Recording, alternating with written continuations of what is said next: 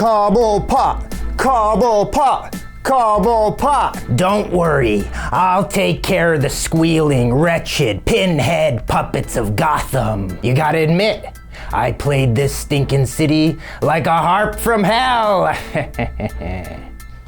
I didn't say that. Boo, boo, ah, whoosh, boo, whoosh, ah, why is there always someone bringing eggs and tomatoes to a speech?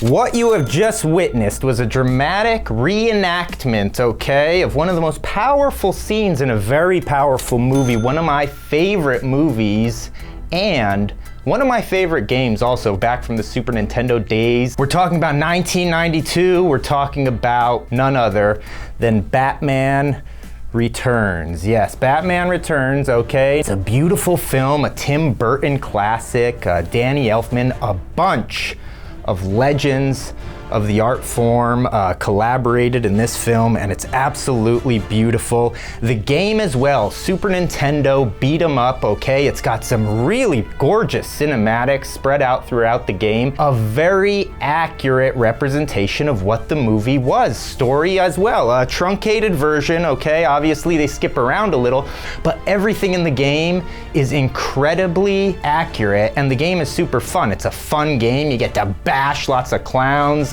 through glass storefront windows, all kinds of stuff. Relive some of the greatest moments from the movie, and like I said, those cinematics will absolutely get you lost in the moment. Let me tie this all together. The reason we're doing this, though, is because very recently I got to attend a very special event. 30th anniversary here in the year 2022, okay? Batman Returns, celebrating 30 years, and because of that, Nostalgic Nebula threw an event, okay? You gotta check these guys out, Nostalgic Nebula. They do all sorts of special events for films. Really nice thing what they put together. 30th anniversary in Hollywood, one of these old classic Hollywood theaters. Batman Returns, they pulled together a whole bunch of the cast, the artists that put this thing together for a special screening and Q&A, which I was fortunate enough to attend. So for this episode today, we're gonna be going through what makes the game so special, some of the highlights of the event I went to. We got a lot of stuff to cover. Now, real quick, I wanted to show you a printout, paper printout of the ticket. In fact, $28.16 per ticket is what it cost me, okay? So already you can see this was a big budget event I attended, okay? I had to have a little cash in my pocket, as you can imagine. But here it is, Montalban Theater, 1615 Vine Street. Here you can see the exterior, just a beautiful street and a big lineup. Look at this line down the block. Me and my friend were waiting in line patiently for them to open the doors. And the first item I'd like to talk about is this. Look at this, Oswald Cobblepot for mayor.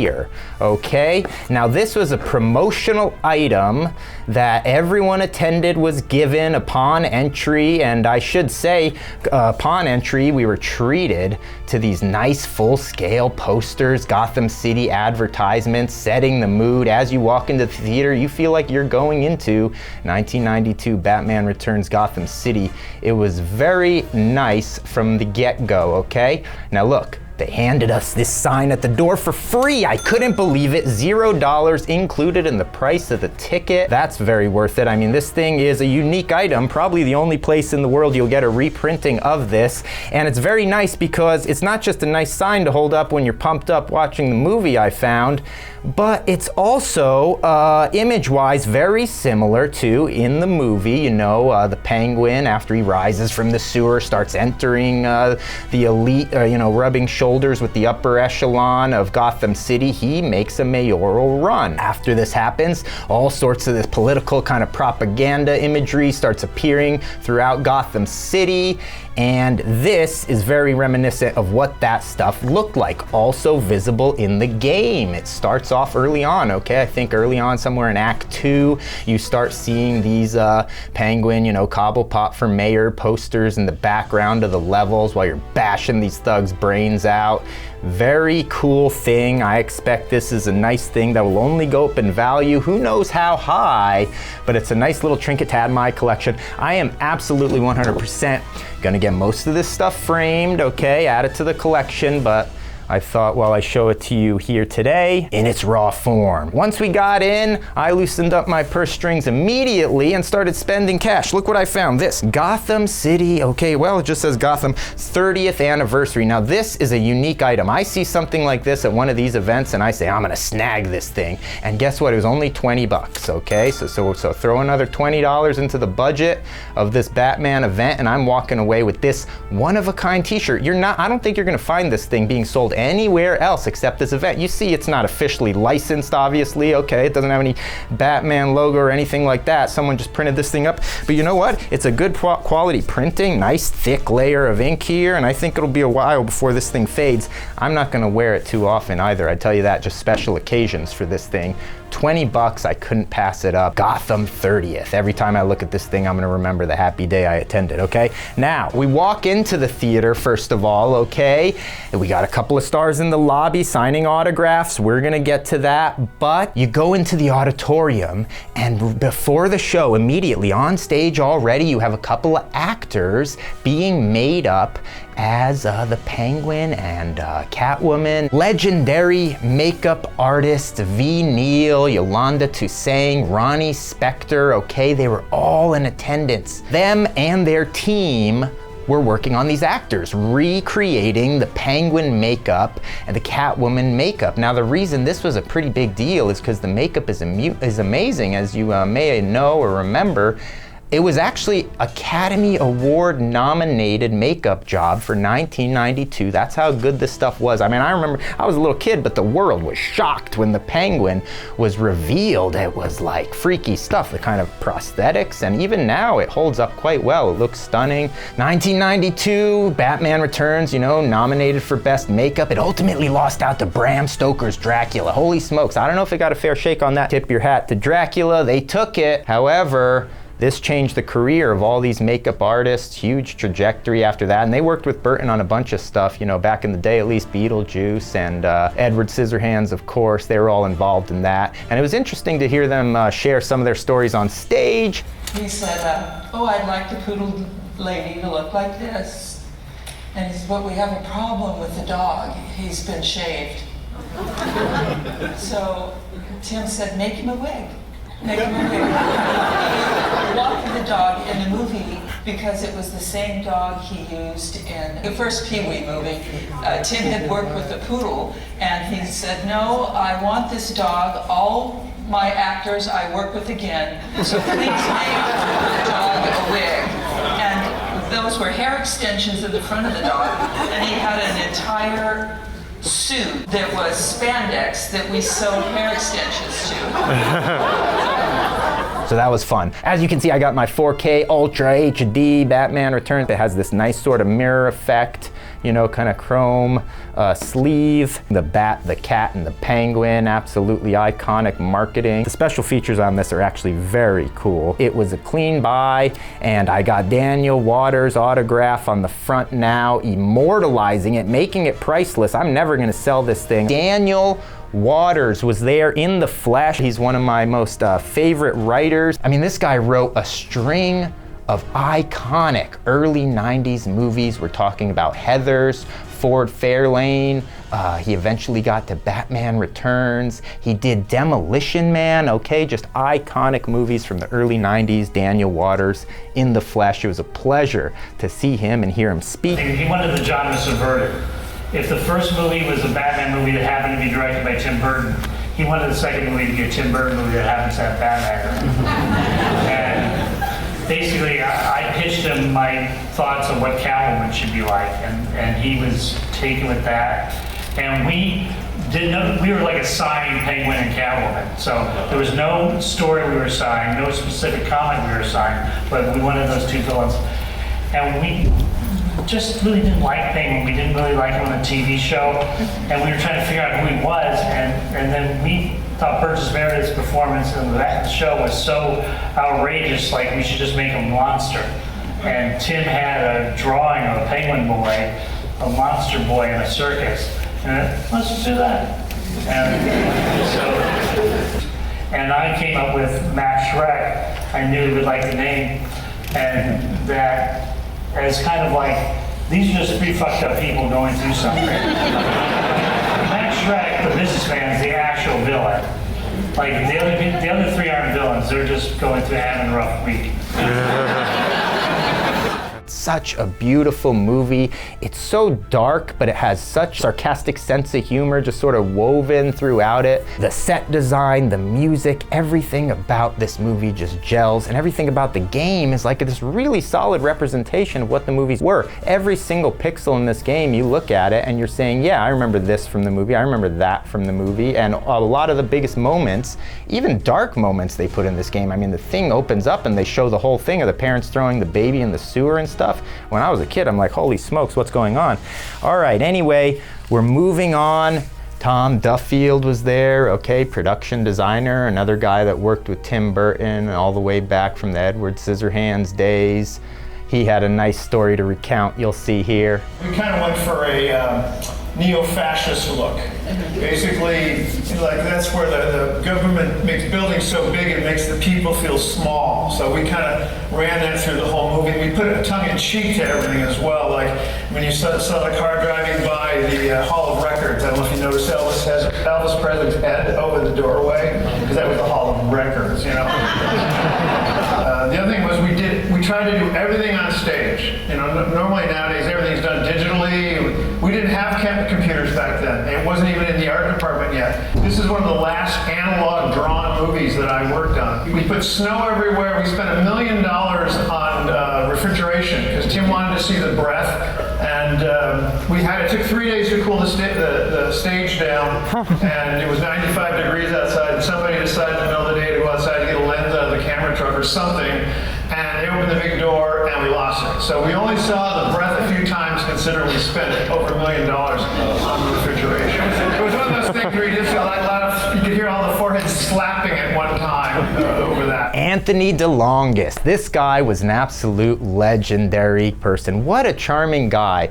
Okay, Anthony DeLongis is an actor, director, fight coordinator, and weapons expert. In this case, he trained Michelle Pfeiffer with the bullwhip. Look at this footage. The guy was on stage with his wife, cracking this bullwhip centimeters from the side of her head. It was unbelievable, wrapping around her neck. I mean, look at the stuff, the stunts this guy was pulling off with confidence. He is an absolute master, and he trained Michelle Pfeiffer. He shared with us what it was like and how she just gobbled this thing up. I mean, she didn't want any stunt shots. She didn't want any fake photography, and she became an absolute master with this bullwhip. One of the nice things he shared with us, one of the stories, relates to a memorable scene in the movie that is also recaptured in the game, okay? About halfway through the game, you arrive at the building when you're trying to save the kidnapped Ice Princess, and this is when you're confronted with Catwoman. Now, what he shared, this exact scene, which also occurred in the movie, they were trying to figure out the choreography of it and having a little trouble, and Batman was kind of breaking the Ice Princess out of the chair and this and that, and it wasn't quite working,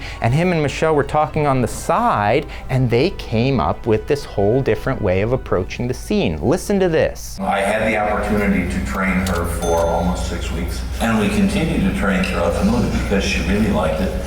She realized this was going to give her, as I said, another layer in her performance, and the credibility that she achieved by doing it herself was extraordinary. It was the Ice Princess scene, and I arrived to set, and Tim said, he was talking to me by then, which was kind of a big deal. And he goes, I don't think there's any whip stuff today. And I said, yes, sir. And I stood over in the corner and watched them do the rehearsal, and the girls tied up and this and that, and they fight a little bit. And when the rehearsal was done, I went to Michelle and said, you know, a whip in one hand and a chair in the other. It says lion tamer. And Michelle goes, Tim, Anthony has this idea. But literally, she swung in on the whip. You know, they did that little bit when she vaulted backwards. She cut the girl free, dumped the chair, cracked the whip through the chair, grabbed the girl, pulled her in for the 2-shot. Gotta go, girl talk. And we rehearsed it twice and shot it, and we were done. And we created that.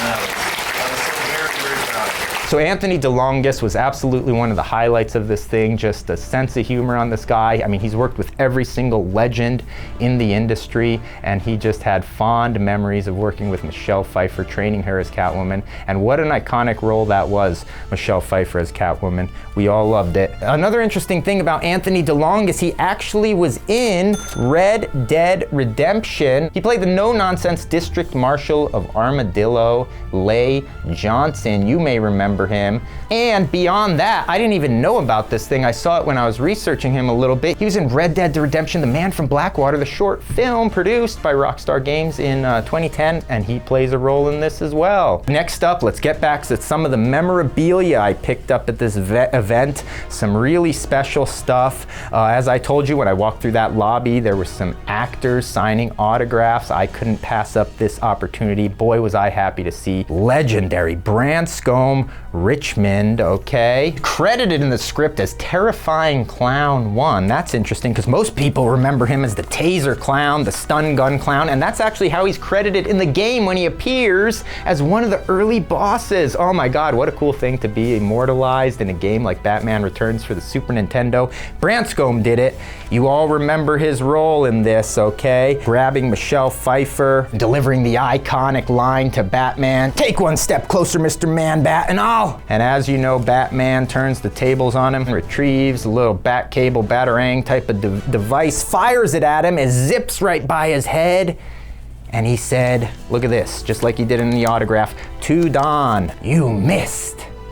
Absolutely legendary line Branscombe delivers. Of course, right after that, Batman in fact did not miss. He intended to miss him slightly because then he does the non-lethal takedown, pulling the cable, ripping a block of mortar from the side of the building, knocking Branscombe out and freeing, at this time, still Selina Kyle, okay? And she has a little bit of fun with that taser after that, you can remember in the film. But iconic moment from the film, immortalized in the Super Nintendo game, and also now immortalized as this signed image I picked up for the very affordable price, I will say $10, okay? You can't beat that, can you? You can't beat that with a 10-foot pole, $10 for Branscombe Richmond and Selina Kyle right there. Wow, I'm definitely getting this thing framed. Doug Jones was there via satellite, and not quite, but he sent in a video that was played on the big screen for the audience. As you know, Doug Jones, legendary actor in a million things, including Star Trek Discovery, but he played Thin Clown. The Thin Clown that, as you know, is a very iconic kind of Batman Returns Red Triangle gang. The game here, it's Thin Clown is actually a sort of repeat spam character, just a mob type character that you're gonna have to face throughout, but he's in there. And he dropped in briefly to present this video and also to share some funny stories. Take a look at these. Into the movie where I got to meet and work with the divine V. Neal, who I believe is there tonight. When she created the Thin Clown look on me, with that Red Triangle Circus gang, all the markings, she did this beautiful clown face and then had to destroy it a little bit because it was supposed to be faded and decrepit and you know, from an era gone by. So it was just such a beautiful job. And sitting in the chair next to me was none other than Danny DeVito, right? With that amazing penguin makeup. You know, for like your first major film, it's like, oh my God. And Danny called me kid. How you doing, kid? I was like, he called me kid. Yeah, it's like. There were some other actors there that were not doing autographs, so that's okay too. Henry Kingi, who played the Mugger, you'll remember him. Michelle Pfeiffer, shortly after she turned into Catwoman, made the transformation. She does the tic-tac-toe right on his face. Boy, I love that moment. Mugger one, a nasty fellow. He got what was coming to him. Steve Whitting, this guy, talk about iconic, getting your nose bitten half off by the penguin. I mean, no one's ever gonna forget this.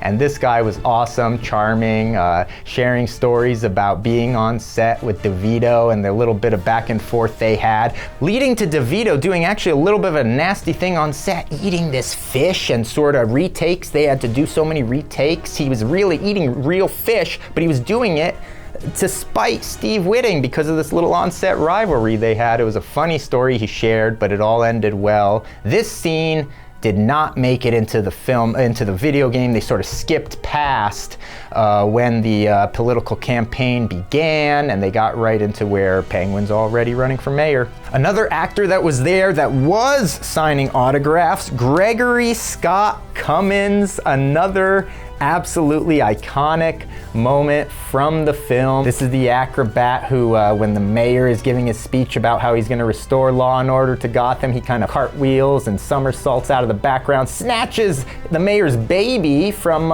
his wife's grip, and flips down into a sewer hole shortly after the Penguin rises up in their choreographed crime. This guy's iconic, and look what he did for me. Real nice guy. To Don, all the best, Greg. And then over here he says, I'm not really one for speeches, so I'll just say thanks. And as you know, that's the exact line he delivers in the brilliant screenplay by Daniel Waters as he's on stage right after he snatched the baby. This moment you see right here. And $10 for this photograph. Are you kidding me? These iconic legends of the silver screen giving memorabilia away for this kind of price, I think. So again, I'm gonna frame this piece. It'll stay on my wall somewhere forever. I'm never letting it go. I'm gonna pass it on to the next generation, you know what I'm saying? So a couple other things I just wanted to say about the game here. It's such a fun beat 'em up. Some of the things that stood out were the big giant sprites, the enormous characters on screen. You saw this rarely in the early 90s during this time of beat 'em ups. It was rare to see these characters that would take up a third of the screen, you know? You saw it once in a while in a final fight or a game like this. The art mimics the movie so identically. I mean, every single frame in this, you're picking it out and you're saying, I remember where that was in the movie. It's really glorious. The plot, although it jumps around a little, as I said, covers so many of the characters. Here you see these cinematics for Super Nintendo. I mean, are you kidding me? Take a look at this stuff, way ahead of the game. The music, authentic recreations of Danny Elfman's masterpiece, beautiful stuff to listen to, haunting, melodramatic. And they even found a way, a lot of people forget this, but they found a way to wedge in a pretty fun driving scene, late game, okay? Everyone remembers from this era the driving scenes of Batman Returns from the Sega CD. That stuff was very iconic, but a lot of people forget they actually had a driving level in the Super Nintendo version too. I mean, look at Gotham City, the multiple layers of parallax, a beautiful thing to see. Very exciting stuff. Hard though, I remember, you get to this point back in the day, it's difficult, you got limited continues. Some of the gameplay is a little splashy on this driving, and it can really, I remember this would stress me out when I was trying to get through this stuff, because you know you're close to the end of the game, and suddenly they change up the gameplay on you, you're driving a car. But looking back on it now, it's very cool that they got it in there. This is kind of a bonus too. I love this. They did some stuff that wasn't in the movie, not exactly. See, late game, okay, just like in the movie, late movie, when Penguin starts his most devious plan of spreading his Red Triangle circus gang throughout the city to kidnap all of Gotham's firstborn, as you all remember, what a nasty plan. He drives the circus train through the town and has his goons, the Red Triangle goons, snatching up these sleeping children and putting them in the cages to transport them to his lair. The scene is only represented by a couple of shots in the film, but the game took some liberties, and look at this, you're actually on top of the circus train driving through the city. The scale of it is a little bigger than the movie, but you're battling a lot of these thugs. I thought this was a fun, artistic license part of the game, one of the few areas where the game veered slightly off course of the movie, but it just felt like it was expanding the world. It was giving you something extra that you didn't get to experience in the movie, but you knew it was there. Another reason why I really thought this game went above and beyond for the time. Absolutely brilliant game, absolutely brilliant event. Batman Returns, 30 years. If you haven't seen this movie or it's been a while, check it out again. I highly recommend it. It has to be in my top 5 movies of all time. It'll definitely top 10, but it's got to be somewhere in there. It's just brilliant. And the game, one of my favorite Super Nintendo games. If you haven't tracked it down, check it out. Thank you for joining me once again on this special in-studio edition of Don's Discount Gaming. We're taking a look at some of the priceless memorabilia in my collection, okay? And of course, thank you very much to Nostalgic Nebula for putting on this Batman Returns 30th anniversary event. It was truly a highlight of my life, and this was a special thing I got to go to for one of my most special, most favorite games and movies. Thanks for joining me and listening to this, checking out some of the stuff. We're gonna see you next time.